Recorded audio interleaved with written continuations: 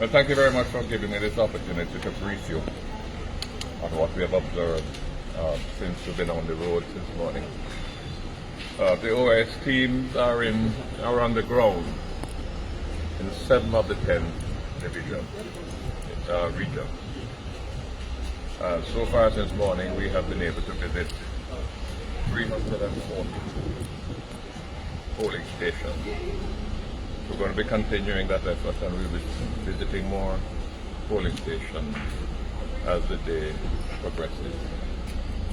Our observations are that, by and large, things have been moving smoothly.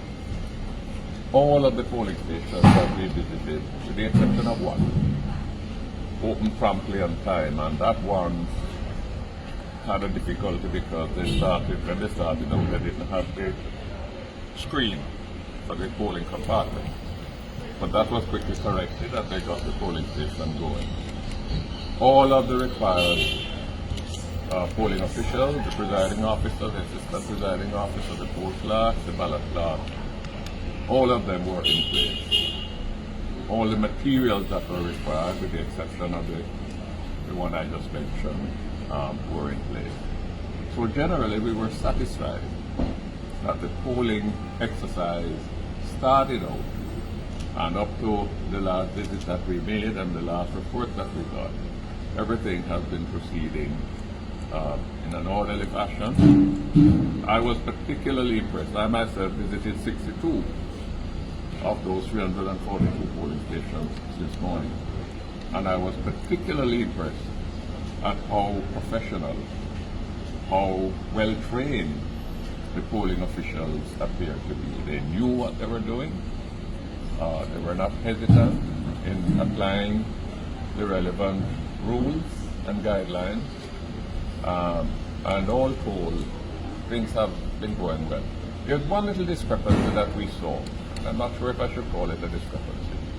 In some polling stations where we visited, the polling compartment, the screen, was fixed in such a way that it faced the wall, so that you couldn't see from outside how a voter voted.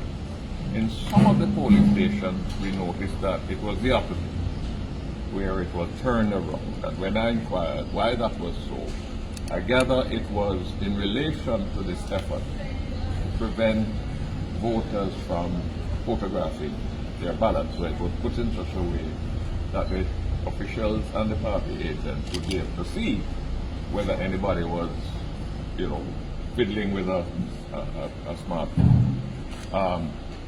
I don't blame that on the presiding officers. There seemed to have been some lack of clarity in the instructions that they were given. But certainly the instances that I observed, once a person went there with their back to everybody else, it would be difficult, if not impossible, to see how the person voted. So I believe that where that occurred, it was more out of an abundance of caution rather than any attempt to circumvent the process. At all of the polling stations that we visited, there were party agents in place. In most cases, at least 3, and in some cases more, so that the party seemed to have been quite vigilant in ensuring that they had, the ability to scrutinize the process. We did see some lines, not very long, but I would think in some of the cases that I visited, there perhaps would have been close to 20 persons in the line.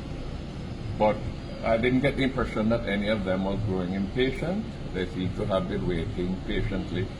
And the process for getting them into the polling station, checking their ID cards, and allowing them to vote was moving smoothly. We're going to continue for the rest of the afternoon, looking at the polling station, just seeing whether things continue to proceed on that track. And then we are going to be present at a number of the tabulation centers this evening after the votes. Well, we're going to be witnessing at as many polling stations as we are able to cover, the actual counting of votes and the preparation of the statements of vote. And then we will move to the tabulation centers, as many as we can cover, to watch the tabulation process. We don't know how long that will take. We don't know how far into the night that will go.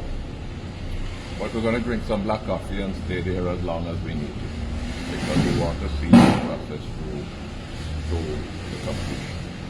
So all told, I think the people of Guyana deserve to be congratulated on the peaceful, disciplined way in which they have gone out to cast their ballots.